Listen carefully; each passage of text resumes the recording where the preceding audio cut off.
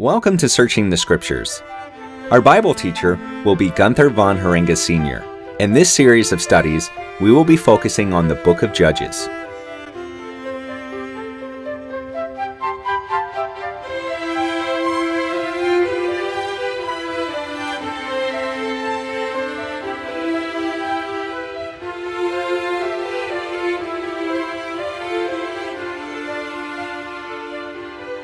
Without further ado, let's look into God's Word, the Bible.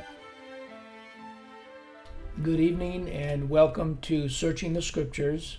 This is going to be part 3 of chapter 2 in the book of Judges.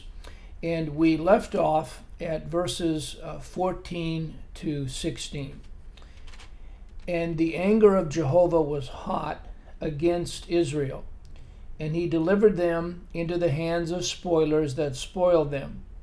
And he sold them into the hands of their enemies round about, so that they could not any longer stand before their enemies. Whithersoever they went out, the hand of Jehovah was against them for evil, as Jehovah had said, and as Jehovah had sworn unto them, and they were greatly distressed.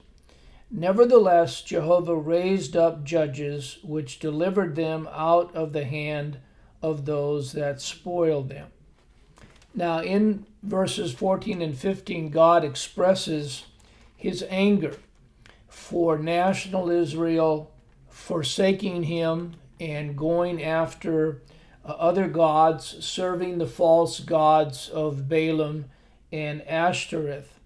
And the phrase, "and the anger of Jehovah was hot," is found in 34 citations in the Old Testament, 5 of which appear in the book of Judges.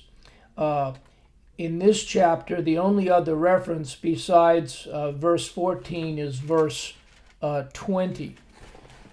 And there we read, "And the anger of Jehovah was hot against Israel, and he said, because that this people hath transgressed my covenant, which I commanded their fathers, and have not hearkened unto my voice." Then he goes on in verse 21, "I also will not henceforth drive out any from before them of the nations which Joshua left when he died." God, we know from Hebrews 12:29, is a consuming fire. And so we see the connection between his anger against sin. God is a perfect, holy, righteous God, and he fulfills his word perfectly. He's under his own law. And because of that, he can keep the command, for example, in in Ephesians 4:26a that says, "Be ye angry and sin not." This is God's righteous anger. We have a very hard time as human beings, as sinful human beings, doing that, but God does that perfectly. And so we see this next phrase in verse 14, "And the anger of Jehovah was hot against Israel, and he delivered them into the hands of spoilers that spoiled them." And we see again in this passage this cycle, the second element of the cycle of rebellion, oppression, deliverance, and rest. And this, of course, as I've mentioned many times, we're going to see time and time again woven throughout the entire book of Judges. Now, this particular phrase, "and he delivered them into the hands of spoilers," is comprised of 3 Hebrew words.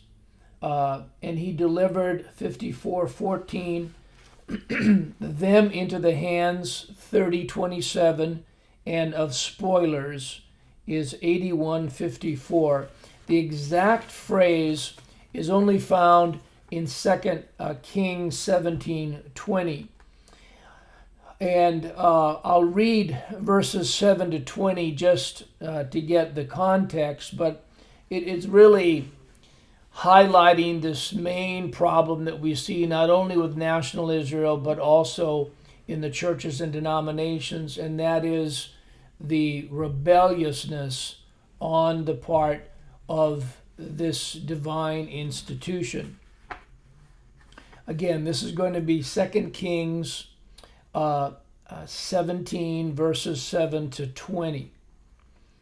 For so it was that the children of Israel had sinned against Jehovah their God, which had brought them up out of the land of Egypt from under the hand of Pharaoh, king of Egypt, and had feared other gods, and walked in the statutes of the heathen, whom Jehovah cast out from before the children of Israel, and for the kings of Israel which they had made.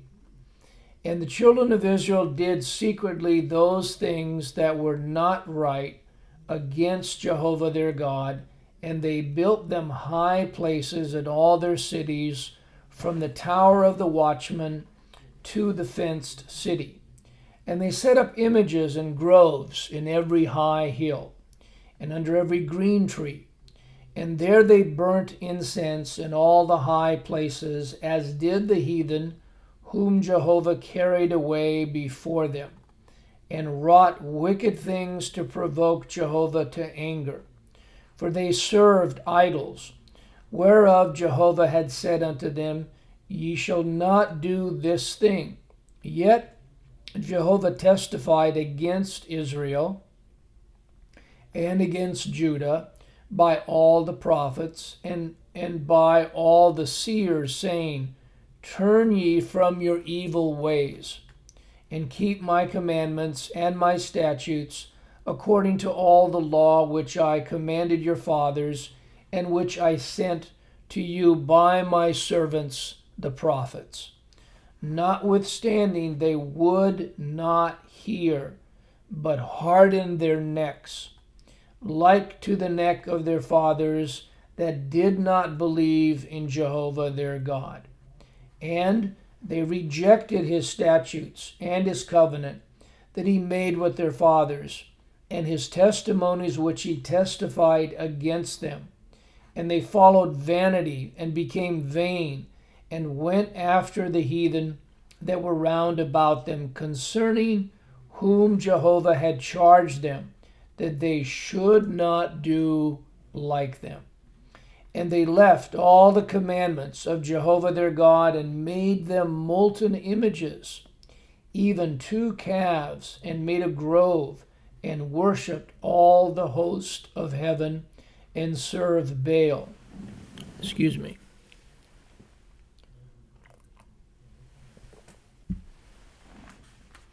And they caused their sons and their daughters to pass through the fire, and used divination and enchantments, and sold themselves to do evil in the sight of Jehovah, to provoke him to anger. Therefore Jehovah was very angry with Israel, and removed them out of his sight. There was none left but the tribe of Judah only. Also Judah kept not the commandments of Jehovah their God, but walked in the statutes of Israel which they made. And Jehovah rejected all the seed of Israel, and afflicted them, and delivered them into the hand of spoilers, until he had cast them out of his sight. So again, we see how this is typifying the churches and denominations in the New Testament that God abandoned as of May 21, 1988, and he began saving people outside of the churches and denominations during the time that's known as the latter rain, from 1994 all the way to May 21, 2011. During that 17-year period, the latter half of the Great Tribulation period, the gospel went into all the world, and God saved an enormous number of people, primarily through the electronic medium. Now, the phrase, he sold them into the hands of their enemies round about, so that they could not any longer stand before their enemies, here in Judges 2:14b. And when we compare that with what we read, for example, in Joshua 21:44, we see this contrast, the blessings of obedience as compared to the curses of disobedience. Not only here in the book of Judges, I might add, but all throughout the Bible, we see that pattern just as God had warned over and over again. Again, this is going to be Joshua 21:44. And Jehovah gave them rest round about, according to all that he sware unto their fathers, and there stood not a man of all their enemies before them. Jehovah delivered all their enemies into their hand. And going back to Judges 2:15 now, we read there, whithersoever they went out, the hand of Jehovah was against them for evil, as Jehovah had said, and as Jehovah had sworn unto them, and they were greatly distressed. Again, here we see these. We see three words: the hand, or the will. Strong's number 3027 of Jehovah. Strong's number 3068 was against them for evil. Strong's number 7451. And these three words also surface in a passage, actually in three passages in the book of Jeremiah. Jeremiah 21:10, Jeremiah 25:7, and Jeremiah 32:30. And I'll also try to read the immediate context, because these also corroborate the end of the church age, typified by Judah and Jerusalem, who made up the southern kingdom, and they were defeated by the Babylonians in 609 BC. And Israel, or the northern kingdom, they had the 10 tribes.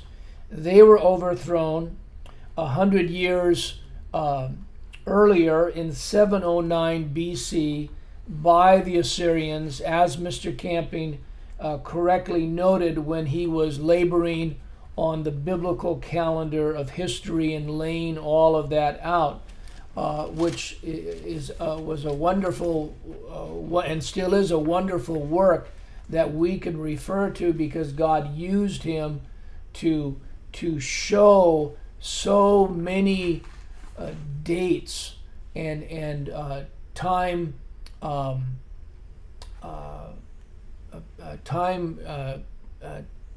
parallels between those dates and the spiritual significance of that.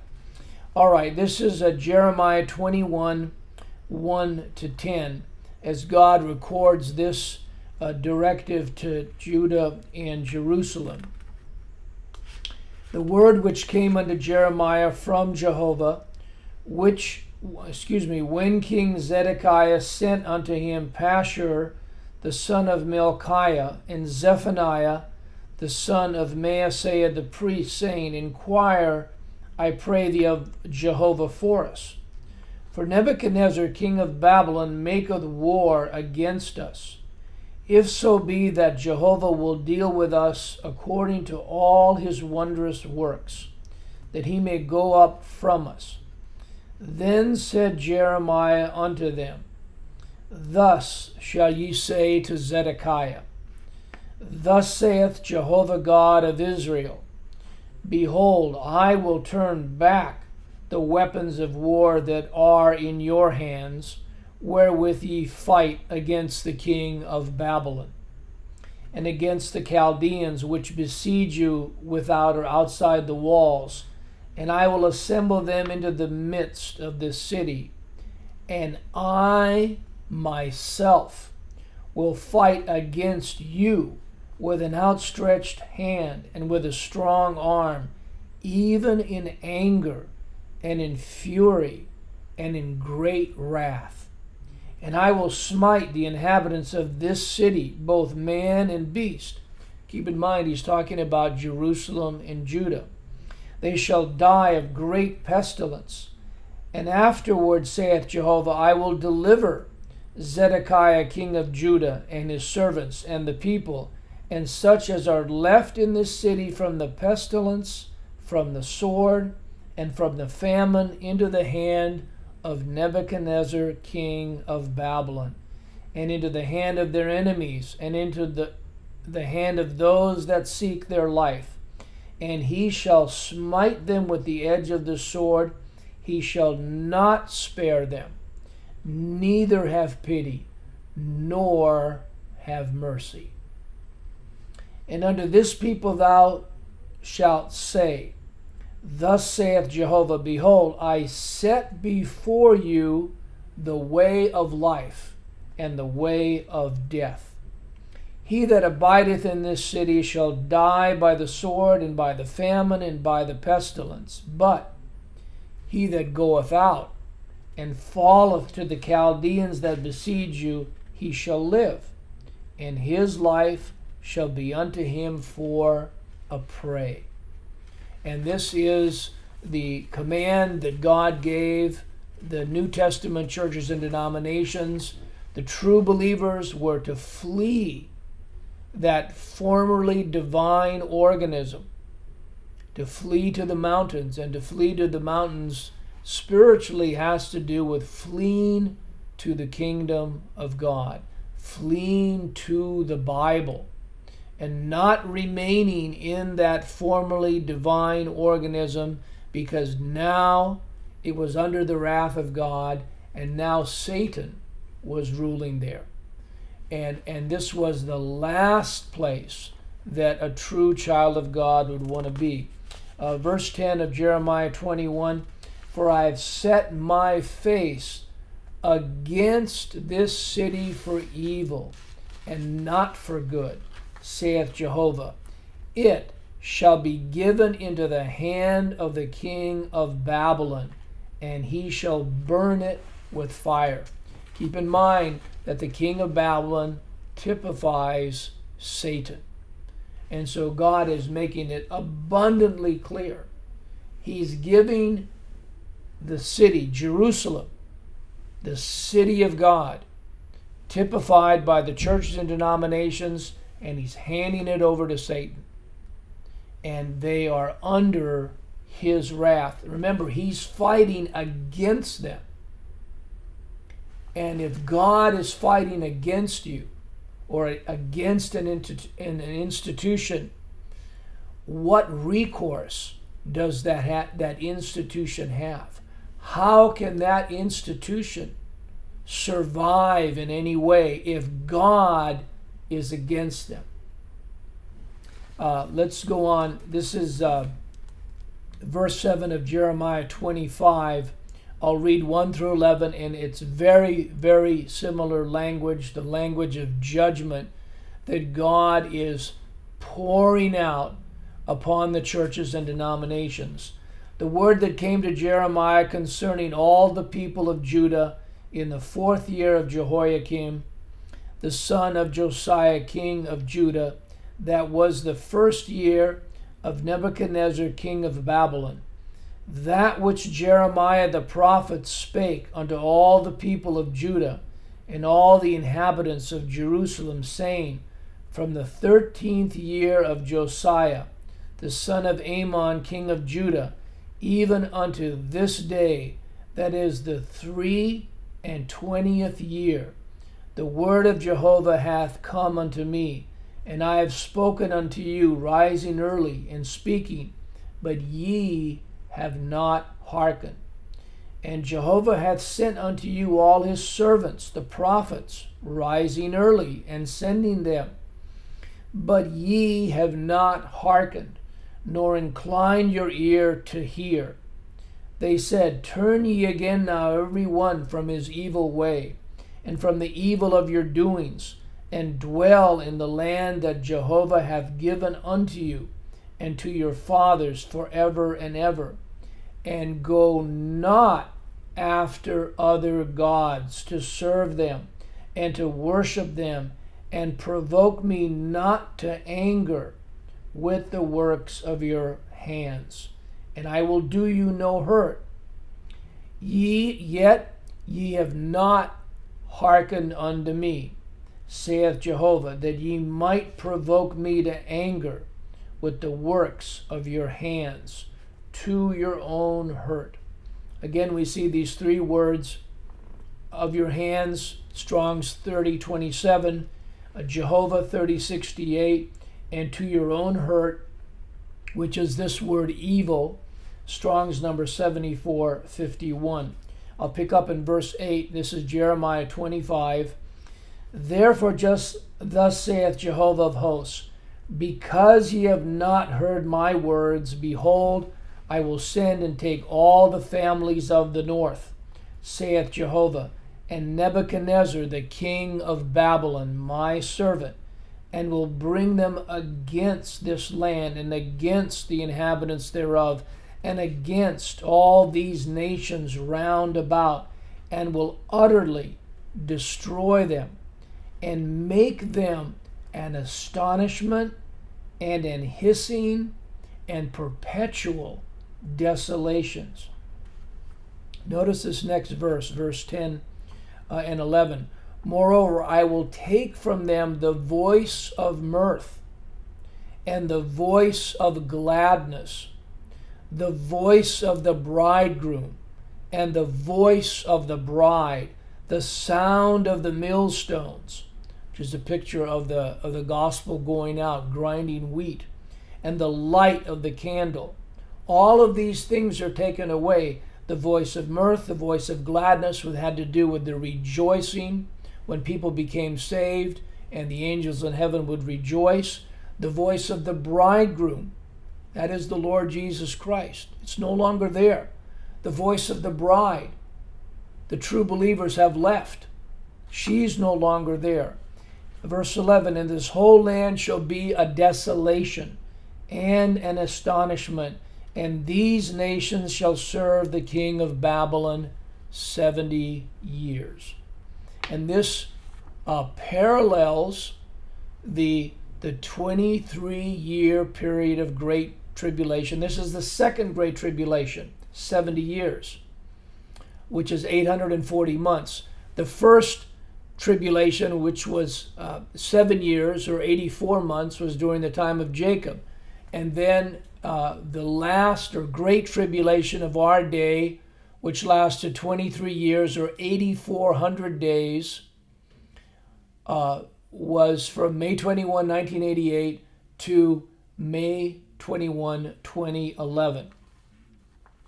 All right, one last passage, and then we're going to have to close for today. This is found in verse 30 of Jeremiah 32, 28 to 36. Again, we see this same theme that God is harping on over and over and over again.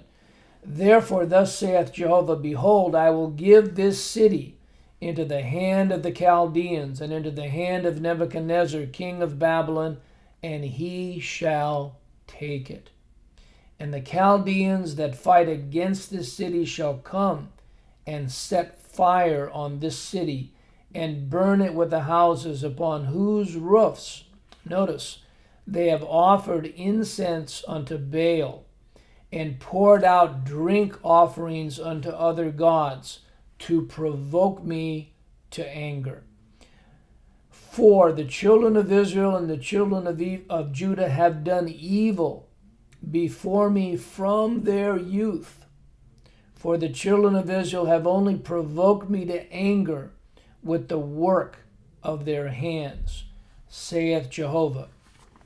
For this city hath been to me as a provocation of mine anger and of my fury from the day they built it, even unto this day, that I should remove it from before my face, because of all the evil of the children of Israel and of the children of Judah, which they have done to provoke me to anger.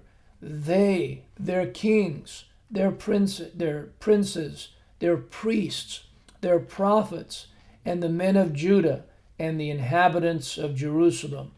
And they have turned unto me the back, and not the face, though I taught them, rising up early and teaching them, yet they have not hearkened to receive instruction. And that word hearken that we've found over and over again is the idea of obedience. It's not just listening, it's listening with the intent of obeying.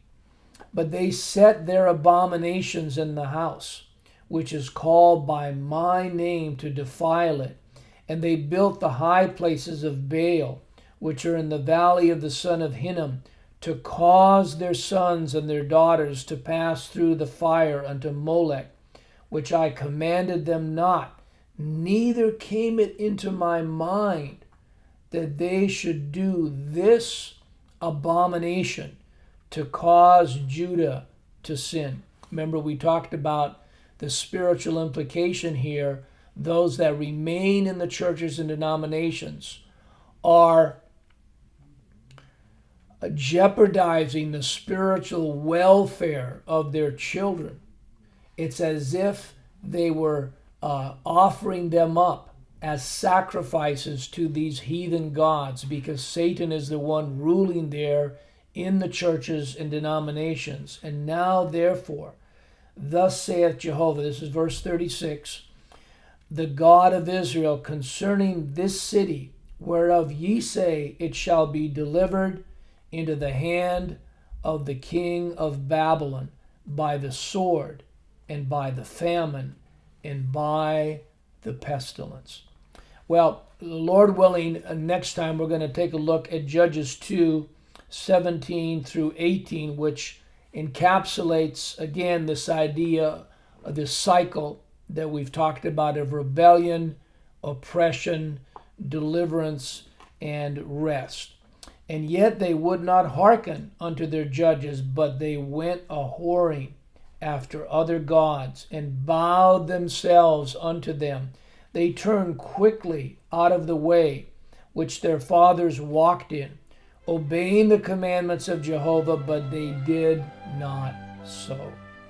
And when Jehovah raised them up judges, then Jehovah was with the judge, and delivered them out of the hand of their enemies all the days of the judge. For it repented Jehovah because of their groanings, by reason of them that oppress them and vex them. And so we see God's tremendous compassion and mercy in spite of all of this rebellion. He raises up judges to bring deliverance and to bring a time of peace. But then the cycle is going to be repeated. So I hope you can join us next time.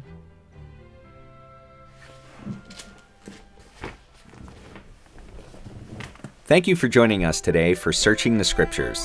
Until next time, to God be the glory.